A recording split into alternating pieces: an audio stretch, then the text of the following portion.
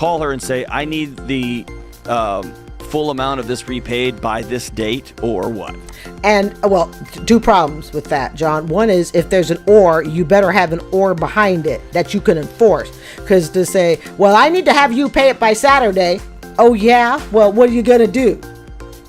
I'm going to write you another letter and say, I need to have this paid by next Saturday. I'm in a bit of a complicated situation. No, I don't think it's actually as complicated as you think. I understood it right by the title. I'm pregnant. The father is my ex. We divorced 3 years ago. What part of that do we not understand? He's always wanted to own his own business, and so... Own his own business? Well, he seems to own what is it? Is it a harem of women? He seems to be getting that. I don't know if that's tax deductible or not.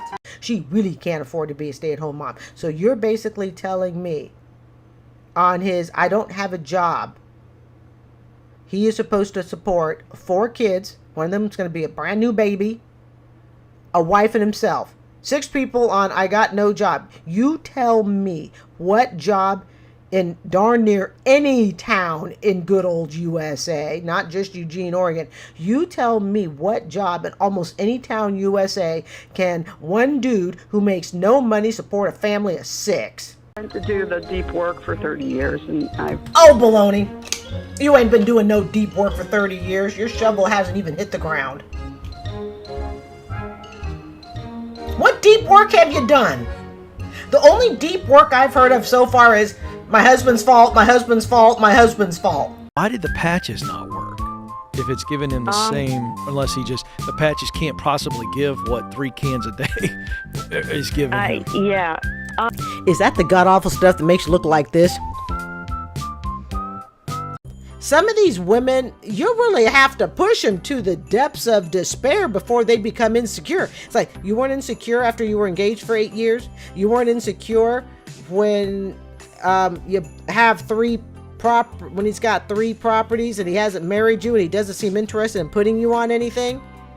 It's like some of these women can reach into the depths of insecurity. It was only after I had a child, 3 houses, not put on the will, now I'm concerned. Oh, and I'm 50 years old. You say you trust him, yet you don't know the status of your finances.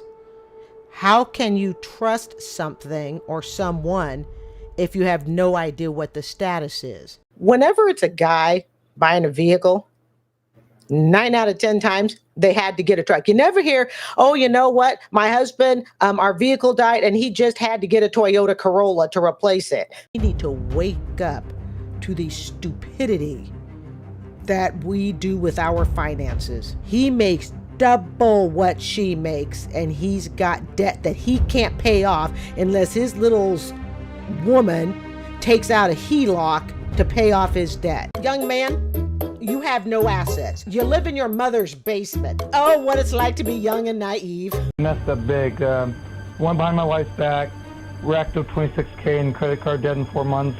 Pregnant wife, I should say, and now she's filing for divorce. What did you jack up 26K on? Pokemon cards. Marrying somebody on the basis that they know how to run up debt is not wise. Marry them because they have the determination, skills, motivation to take down debt. Which this huge mess becomes a blessing to your family generationally. Every addict at some point that's in a relationship, I promise that I will change my behavior. I understand the pain it's causing you, I promise. And at the time that they're promising, it's real, it's genuine. But remember, you're listening to promises from an addict. So of course it's going to be broken. And those promises are going to be broken over and over and over again. I couldn't keep my own promises as a shopping addict. I promise I will not go to a mall for, tomorrow morning. And my at the mall. I promise I will not be at the mall till 6 p.m. I'm there till freaking 10 p.m. Addicts can't keep their own promises. Remember that. That you guys are on such a level of vulnerability and yada, yada, yada. The problem is you're dealing with an addict. You can't reason with an addict. It's not possible. I can't talk to you when you're drunk. I can't talk to you when you're at the gambling table. And I can't talk to you when you're a shopping addict and you've just hidden $100,000 from me. It's really causing a lot of problems in my new relationship by having this tie to my past. Oh, I am so sorry that the first man that got you knocked up, you still have a lifelong relationship with. We have a great marriage, and Baloney! You don't have a great marriage. You're at 3 o'clock in the morning, you're bawling your eyes out, you're calling to the Ramsey show because your husband had made you upset. No, this is not a great marriage. Stop lying to yourself. It's a great marriage so long as you get what you want, and when you don't get what you want, you sit and you cry on the phone over it. Put the words right out in front, okay? This is not a great marriage. Don't sit and ignore your responsibility in the marriage as to why your husband is dismissing what it is that you want, because it's been brewing in him for some time. And what does he do? he works in construction. Mm-hmm. And what do you? Wasn't Jesus Christ a carpenter? Don't we celebrate Christmas? I'm not saying all of us, but most of us. Okay, United States. Do we not celebrate the number one carpenter in the world? If you believe in Jesus Christ, Christianity, is Jesus not good enough for your $200? Yeah, chew some toast over that, you guys. You know what type of person you are married to when you need them. When you need them to do something.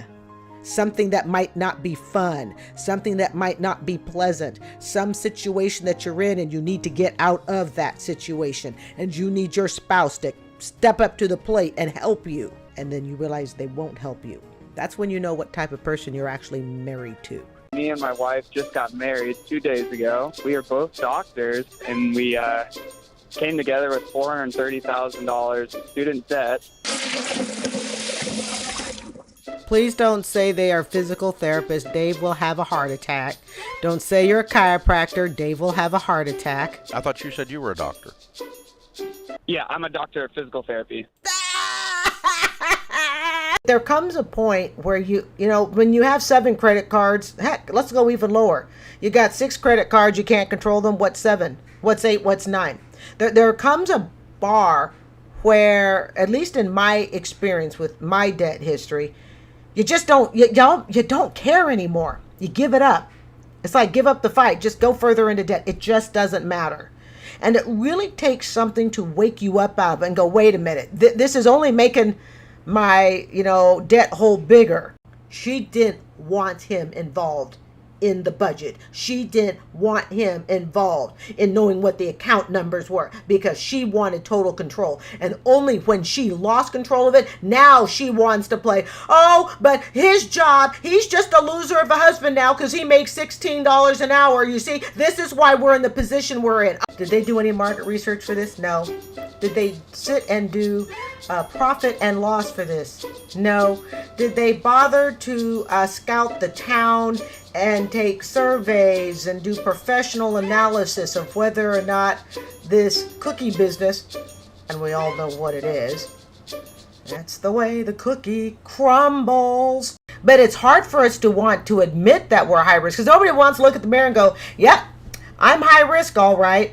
But yet, if you are going to protect yourself financially, you have got to understand where you fall along that credit score line. I'm not saying the credit score is the end all be all, but what I am saying is if you are going to protect your finances and protect your family, your loved ones, your significant, whatever, if you're going to protect them, the first thing, in my opinion, one of the first things that you need to do is you need to honestly identify, honestly assess, where are you at in the credit game? Because if you know you are high risk, then you know right away, or you should know, or you will know after watching this channel, the loan sharks are after you. We need to sell to Generation Z then. Is it also supposed to be part of the experience that you should work 2-3 jobs, get stressed out, have to see a psychiatrist and whatnot because you paid $70,000 a year for 3-4 years to a school and you realize that liberal arts major or even that STEM major that you went into, you can't get a job in it? Is that supposed to be part of the college experience that 10, 20, maybe even 25, 30 years after college, you still have that college debt that you haven't been able to get rid of? And when I dove into things, so it turns out that the lies began when we were dating. And he actually lied on his prenup. He was a broke ass. He was a total broke ass.